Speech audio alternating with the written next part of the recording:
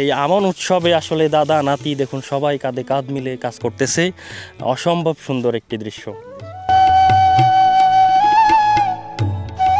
ওয়ালাইকুম সালাম, কেমন চলছে এবার ধান কাটা? ভালো চলছে।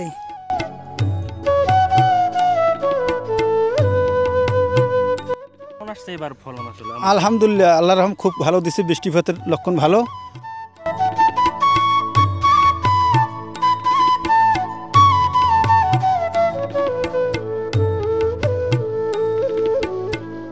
কত করে বিক্রি করলেন?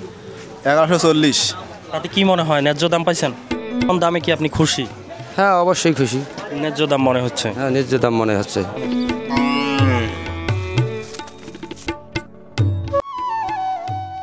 আর নয় ভারতের পেঁয়াজ, এখন পেঁয়াজ উৎপাদনে স্বয়ংসম্পূর্ণ বাংলাদেশ।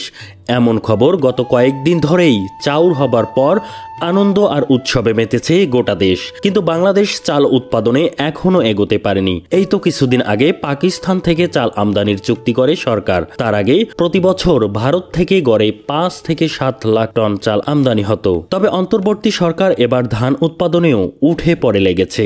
এবার যেন ধান উৎপাদনে তেলেমাতি দেখালো উত্তরবঙ্গ। দেশের মোট আমন ধান সংগ্রহের লক্ষ্যমাত্রার প্রায় অর্ধেকই উত্তরাঞ্চল থেকে আসবে বলে ধারণা করা হচ্ছে। আর তার বিরাট একটা অংশই লালমনিরহাট জেলায় উৎপাদন হচ্ছে। তবে আর ভারত ও পাকিস্তানের চাল লাগবে না, তা জানাবো আজকের ভিডিওতে। চলুন শুরু করা যাক। আগাম জাতের ধান কাটার ধুম পড়ে গেছে প্রতিটি গ্রামে। ফলন হয়েছে বাম্পার। প্রতি হেক্টরে প্রায় 3.5 টন উৎপাদনের লক্ষ্যমাত্রা ধরা হয়েছে। উৎসবমুখর পরিবেশে কৃষি শ্রমিকেরা ধান কাটছে। লালমনিরহাটে 10 বছর আগে আশ্বিন কার্তিক মাসে কাজের অভাবে গ্রামে গ্রামে ছিল মঙ্গা। গ্রামের কৃষি শ্রমিকদের হাতে কাজ না থাকায় তারা আর্থিক কষ্টে পড়ত। অর্ধাহারে অনাহারে দিন কাটত এক সময়। এখন আশ্বিন কার্তিক মাসে ভরা কৃষি ফসলের মৌসুম চলে। মধ্য আশ্বিন মাসে জেলার আদিতমারি, সদর, কালীগঞ্জ, হাতীবান্ধা ও পাটগ্রাম উপজেলায় প্রায় প্রতিটি গ্রামে আগাম ধান কাটার কাজ শুরু হয়ে গেছে। এছাড়াও সানিয়াজান, ধরলা, হ্রদ, তিস্তা নদীর উপকূলের চরগুলোতে আগাম জাতের ধান পাকতে শুরু করেছে। ধানের ফলনও হয়েছে বাম্পার। শ্রমিক সংকট উত্তরণে নারী শ্রমিকের অংশগ্রহণ কৃষিকাজে বেড়েছে। আল্লাহ যেটা দিচ্ছে এটাই যথেষ্ট। আলহামদুলিল্লাহ এটাই যথেষ্ট। তো বিক্রি করিয়া মনে করেন আবার এডি লাগামো, আবার হালের টাকা জানাবি, সার কিনে রাখবি, এলে তো আনবি। সব মিলে মোটামুটি আলহামদুলিল্লাহ যতটুকু আসছে। হ্যাঁ, আমার এটাই যথেষ্ট।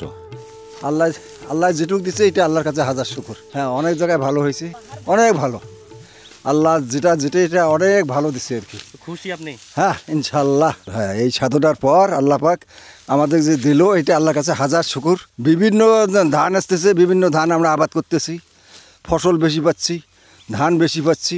এইটাই আমাদের কৃষকের জন্য এইটা আমাদের খুব একটা বিরাট একটা চলমান আর কি। সরকারের কাছে এই মুহূর্তে কি সুবিধা চাচ্ছেন? সার, এখন সার, বীজ, এখন তো সার তো এখন মনে করেন যে নাই।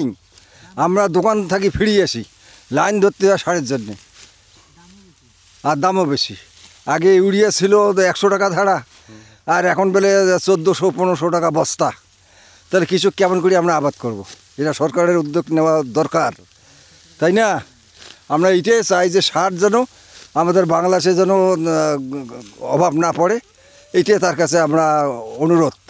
এবার ধান কেটে বিক্রি করে কি করবেন প্ল্যান করছেন? এই যে সামনে আর একটা মৌসুম আসতেছে, তামাক, ভুট্টা, তারপর যে কী ধরনের চায়না, এই যে উদ্যোগ, এই ধান কাটা আর ওটা উদ্যোগ নেওয়া, এই এটার পর ওটা, ওটার পর ওটা।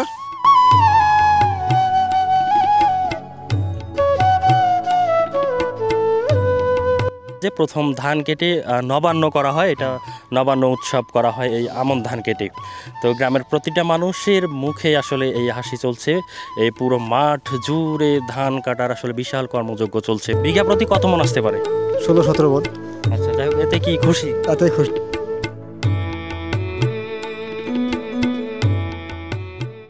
জেলা কৃষি কর্মকর্তা মোহাম্মদ শামীম আশরাফ জানান, জেলায় 86,425 হেক্টর জমিতে এবছর ধান চাষাবাদ হয়েছে। উৎপাদনের লক্ষ্যমাত্রা ধরা হয়েছে হেক্টরে 3.5 টন।